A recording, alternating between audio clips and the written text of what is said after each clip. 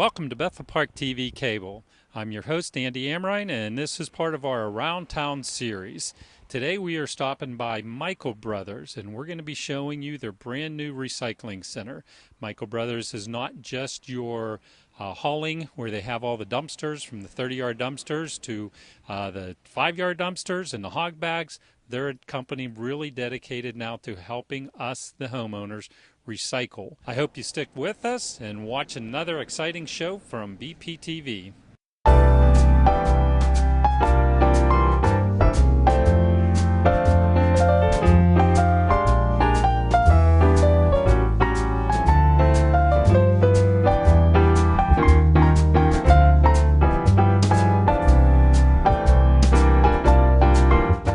What got you started with the brothers, Michael Brothers itself, in the very beginning?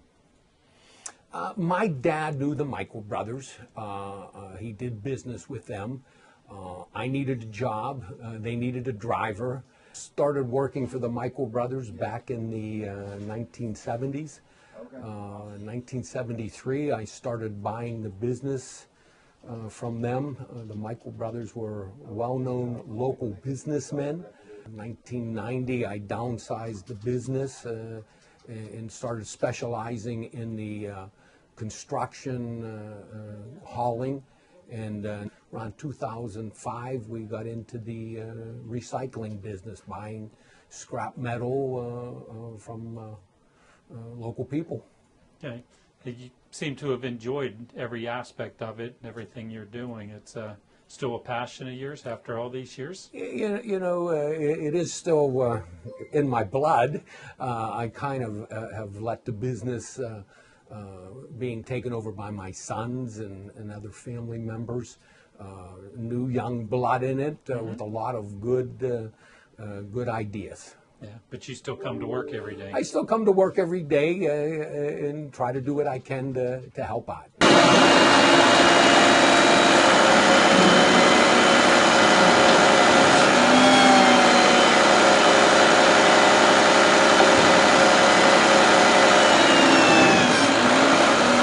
How many employees do you have currently? I think we have approximately 60 employees between our drivers, our scrap, the guys in the yard, in the building that handle the scrap, our office people, approximately 60.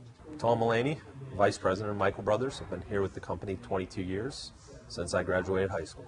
Okay, so Tom, being with the company that long, I'm sure you've seen a lot of changes in the company, and we're standing in your new recycling center, your drive-through recycling center. What can you tell us about where we are, where you're sitting? How excited are you about this process? We're extremely excited about this process. We started the design idea about 4 to 5 years ago, shortly after we started buying scrap metal from the public. We were always recyclers and waste haulers, but once we made the commitment to be more vested in the community and buying from the public, I wanted to do it to the best of my ability. So about 4 to 5 years of research and design, traveling the country to several different locations for tours and things. We really hope that our customers appreciate this and understand how much hard work went into this facility. So walk us through the process. A customer pulls up. So what do you do? Right now, the way this facility's been laid out is that the customer will pull inside our building. So they're on a concrete floor, under roof, out of the weather, out of the rain. This way we can quickly and easily unload them and get them on their way. We designed it so that most of our residents can be in and out of our facility hopefully within 10 minutes. We keep the general public within 40 to 50 feet of our entryway so they're not back with where all our large equipment is running. Okay, so a customer pulls up and you meet them when they pull into the building? Sure, there's some signage to help them know where they go when they enter the facility, and then they pull inside our building. They'll be greeted by several of our attendants. Our attendants will unload them, they'll weigh them, they'll log everything into the computer system. This way that we can also track them. They can tell us at the end of the year, hey, I'm curious, how many pounds did I recycle this year? And we can print them off a quick report.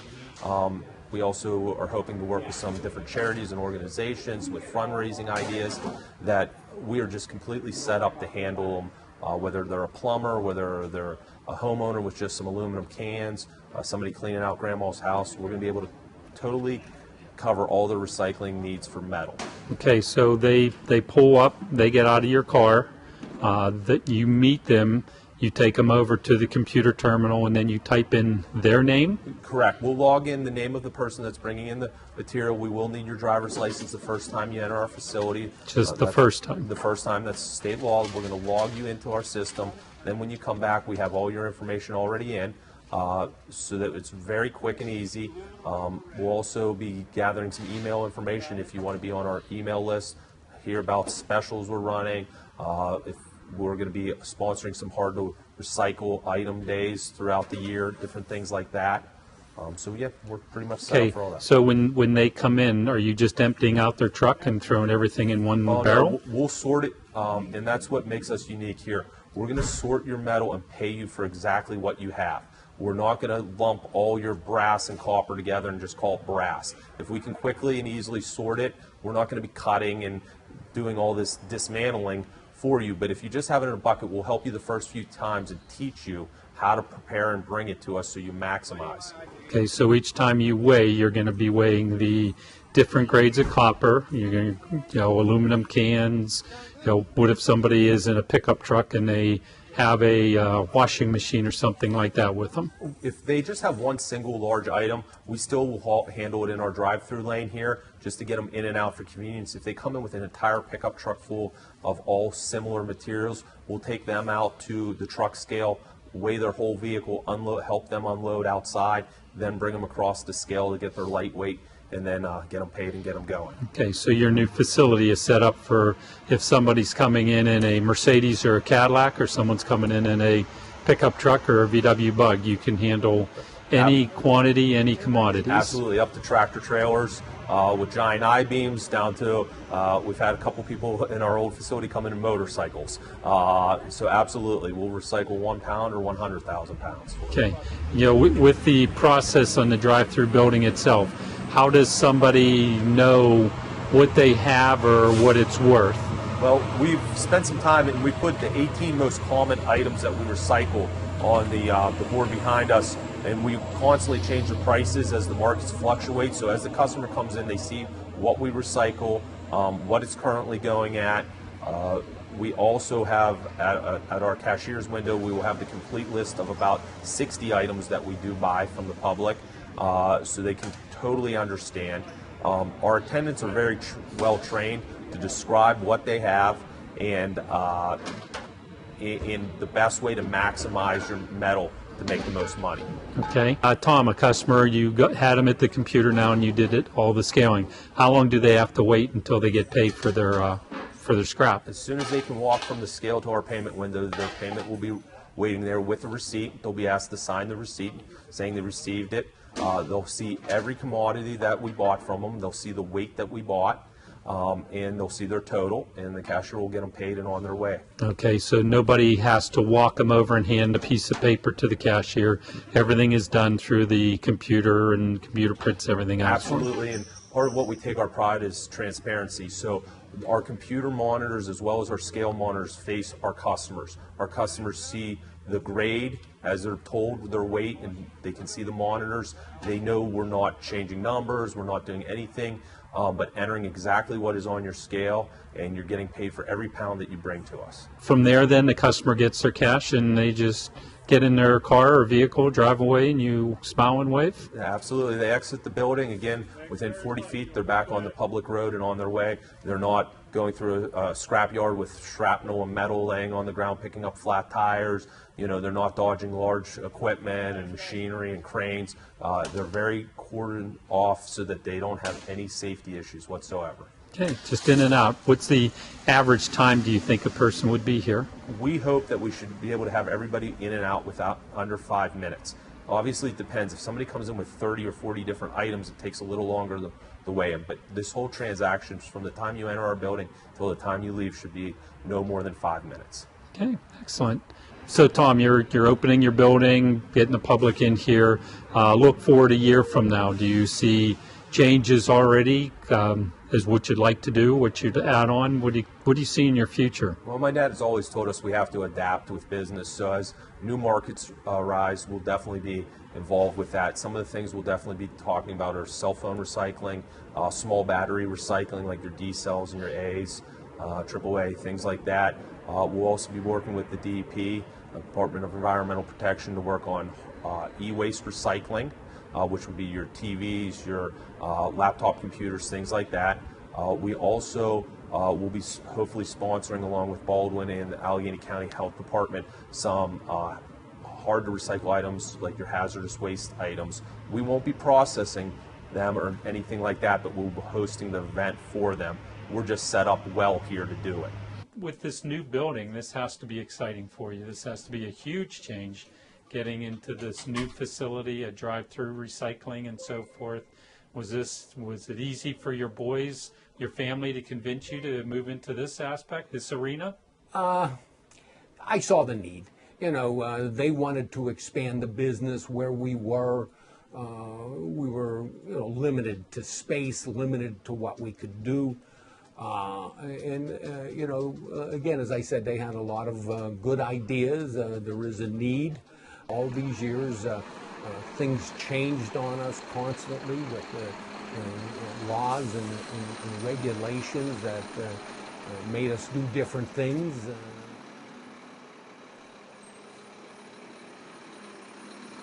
My name is Mike Apple. I'm the controller here at Michael Brothers. I also oversee the entire scrap operation. Okay, how long have you been with Michael Brothers? I've been here for roughly 9 years. Okay, and when you say you oversee the scrap division, tell us about your job. What does it mean to oversee the scrap division at Michael Brothers? Well, making sure I know what all the material is, as well as working with buyers that buy from us in bulk. Making sure that prices are set correctly, overseeing our manager who operates outside on the floor all day, making sure he has his guys under control, and make sure that they know what goes where and what type of material is what, because there's about 50 or 60 different grades of material once everything is all broken down. Okay. Well, with the scrap itself, what's some of the most common scraps that you deal with on a daily basis? Most common, I would say, non-ferrous or non-magnetic would be aluminum, copper, brass. As far as the metallic items, the stuff that a magnet would stick to, that's the ferrous items. That's just everyday stuff that comes in. Anything that you would find in your garage, maybe an old washing machine, an old dryer, all the way down to like an old lawnmower once all the fluids are drained and prepared. Just typical household items that people, would normally you would see at the curb, can bring them in and we can. So if you had to pick an item at an average home that people don't know are actually worth money to them to bring to you, what would some of those items be? Any type of wire that you would use, like a cord to plug in an old television or a cord to plug in an iron. They have copper in them, so they're worth money, and people don't know that, and they'll just throw them in the garbage. How about Christmas lights? Christmas lights are huge. We have a big drive that we do. Any Christmas light that we get into our facility, all the proceeds go to Project Bundle Up. I'm sure most people have heard of that, but all the proceeds go to that. We have a few different collection sites.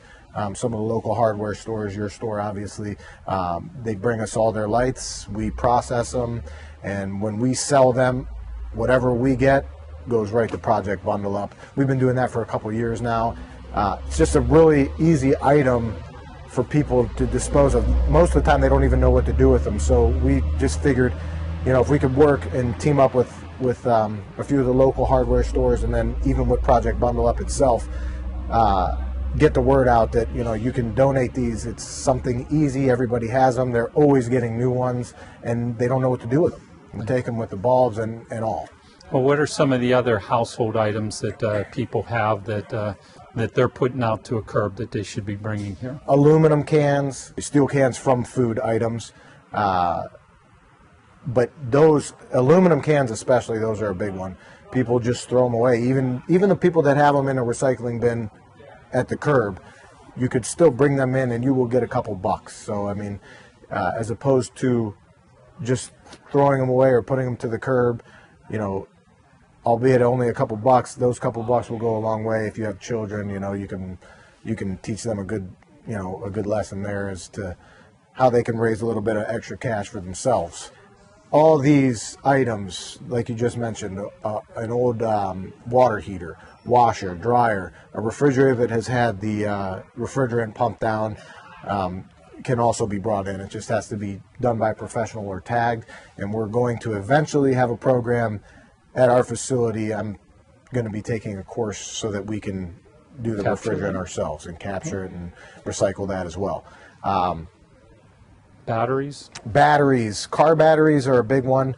A lot of times, car batteries, lawnmower batteries, any lead acid batteries we take in. We're going to be working in the future for some of the smaller type batteries that you would put in like a remote control, but we don't have anything for that just yet. Okay, a lot of people still have old fluorescent light fixtures at their house. How about the ballast that come out of the fluorescent light fixtures? We actually pay for the ballast.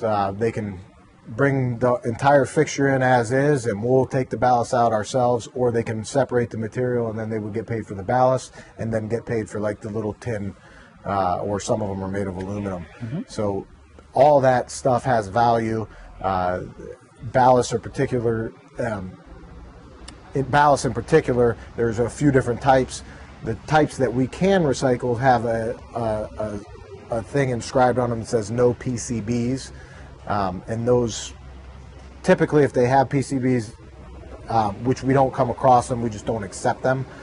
You can get rid of those at a hazardous, household hazardous waste drop off that they do like quarterly, I think, throughout the area. How excited are you to have this new facility? Oh man, it's been a long time coming and we're super pumped about it, just because we've been to a lot of facilities in the area and we try to pick things up that we liked about, it's scrap, it's not a glorious thing, but you can make it so that it would be more inviting for people to bring their scrap down. And having a drive-through, that's one thing that we haven't seen anywhere. Plus having it nice and neat and clean and tidy and being able to have all this storage and processing area to work with, it's going to make our lives easier, but our customers, I mean, it's a great thing for them. So Mike, talk to us, you said wiring. People come in and drop off Romex wiring, household wiring. That's scrap to them, but it's also material for you.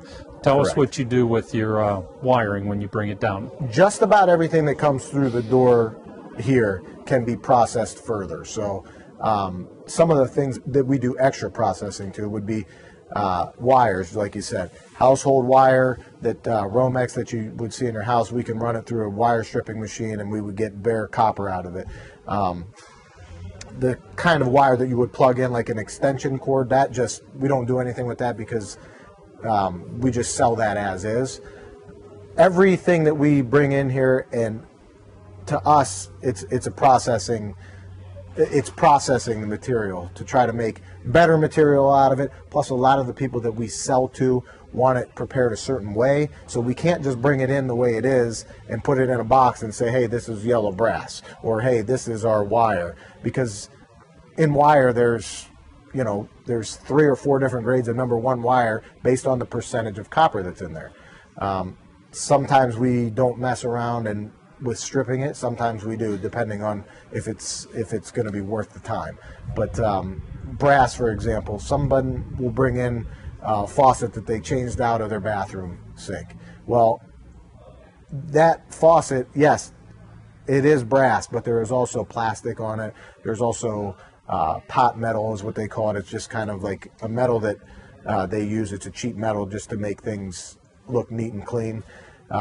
All that stuff can be processed out and sold separately. So we try to do as much of that as we can. it's better for the consumer who buys from us. They want things done a certain way. So, How about the car batteries? What do you do with the car batteries when a customer brings them in? car batteries, customer brings them in. Basically, what we do is we have to prepare them a certain way, and then I would call the person who buys them, well, the person who brokers them for us that has a relationship with, a larger distributor that, recycles the actual battery and makes a new one out of it. They just require us to prepare it a certain way. We palletize it, we shrink wrap it, and then when we have 40,000 pounds minimum, which would be an entire load, an entire trailer load, they bring us a trailer and we load it up and off it goes. Okay, how about the aluminum, like tire rims and car parts and framing material and so forth? How do you process those? All that stuff can be broken down further based on what type of material. Rims are not all rims are just made of aluminum. Some of them are aluminum with a chrome plate on them, or sometimes they come in steel. So we just have to figure out and separate out which ones are which. Bare aluminum rims go one way, chrome aluminum rims go another, and then steel rims just go into like a different pile altogether. But someone brings in a screen door, the aluminum framed screen door, we have to take the screen out. Sometimes the kick plate of it is steel, we have to take that out, and then we'll prepare the rest of the aluminum appropriately. Sometimes they have plastic liner inside of them. That aluminum has to be separate from a piece of aluminum that doesn't have the plastic in it, because it's a lesser grade. Anytime you're adding other materials, it brings the grade of the material down. Aluminum cans. We have a machine that processes our cans. We bring them in. They're kind of a pain to deal with, but everybody has aluminum cans, and it's a very simple way to get somebody started into recycling. But we'll get their cans, we put them into our machine. It's called a densifier, and it'll make little bricks of cans that weigh about between 18 and 22 pounds. And then we stack them onto a pallet. I think it's like 8 or 9 levels high, and when we're done, you got a pallet of cans that weighs 2,400 pounds. So it's just a way for us to store them, because cans are very, they're hard.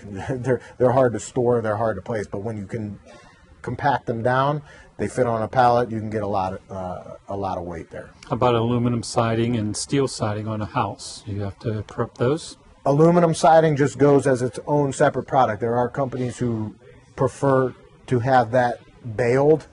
The companies that I say, the end user, that prefer to have it baled. Some people like it loose, because then they can just make different grades of material based on whatever chemistry they're trying to make. Steel siding is a little bit better grade than just like that washing machine that you brought in. It pays a couple pennies more than that type of material. So all these things that you bring in, we try to help our customers, educate them on how they can make the most out of their scrap. We teach them how to process if they want to know how to process. We teach them the simple things. We teach them how to keep everything organized, so that when they come through our yard, they have a process that they go through that gets them in and out as quickly as possible. What is the most valuable recycled item that a homeowner can bring? Copper would be the number one, and then from copper you have wire, extension cords, Romex, any type of wire that has copper in it, and then you go copper, brass. I would say the order would go like this: copper, brass, wire, then aluminum for a homeowner. But the top 3 items, depending on what type of wire it is, it could be worth a little bit more than brass. But most of the time, if you're bringing it in, you had your water heater replaced. Instead of having them take the scrap with them, they could leave it behind, and you could bring it in and cash in on it. Now, a customer came in, dropped off the stuff, you paid them for their product, and you sorted and changed, and then what happens to all this product that you have? You don't send it to the landfills. No. What do you do with everything that a consumer is bringing to you? Well, and that's the interesting thing, because we deal mostly with peddlers, so the peddlers could not bring their material to a place that deals in bulk like that we sell to. And what they do is we'll take each one of those materials and we'll make a full load. It could be 5,000 pounds of brass, 5,000 pounds of copper, a couple thousand pounds of wire. We wait until we get 40,000 pounds of that material and it goes to one place. We deal with a few of the we deal with a few large brokers, but for the most part, we try to deal with one or two that can accept all the material that we have. And then what they do with it, some of them are end users or have a company that is an end user, but those people, when they ship, they will take our 5 boxes of copper and they will make an entire load of copper. So they will sell direct to a mill. So it goes full circle. A homeowner is bringing you aluminum cans. You pay them for the aluminum cans. Yep. You bring it in here. You smash them up. You prepare them. You load the vehicle. You take it to someone who's making additional products, and you get paid for that load of it. Correct. Which covers your overhead and your staff and everything else. But then the aluminum cans are made into another product, and then they go back out into the consumer hands again. So it's a full circle in the life of those aluminum cans. Correct. And it is an interesting process, and we've done some tours of facilities like ours, but like I said, they deal in bulk. When they're shipping copper, they ship 40,000 pounds. We ship maybe 5. But it's interesting when you go to see these places and see, they have buildings like this, but they're 10 times this size. Mm-hmm.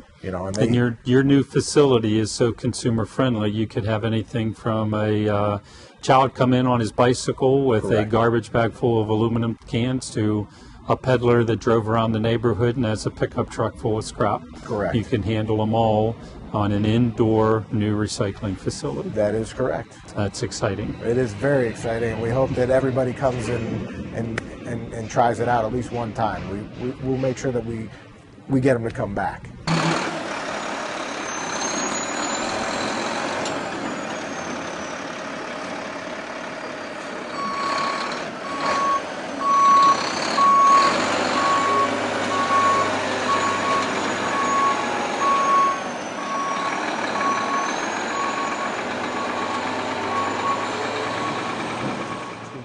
What do you see in your future? Retirement? Retirement? No. In the future, just these young guys continuing to make this grow, making the scrap a bigger part of our business. Michael Brothers Hauling, we're located at 901 Horning Road, Pittsburgh, PA 15236, which is in Baldwin. We are located between Baptist Road and Curry Hollow. We're open Monday through Friday, 7 to 5, and Saturday, 7 to 1. Our telephone number is 412-835-6428, and you can visit us on the web at mbhauling.com. What an exciting day we've had here at Michael Brothers. This has been a fun tour that the family has given us on the new recycling center with Michael Brothers Hauling and Recycling. What a huge asset to Bethel Park and all the surrounding area. Bring the family, enjoy it. Start bringing your aluminum cans, start bringing your old washing machines, start bringing anything. Make some money on all that scrap material you have sitting around the house. Thank you for watching. This is Andy Amrine, host of the Around Town series on BPTV.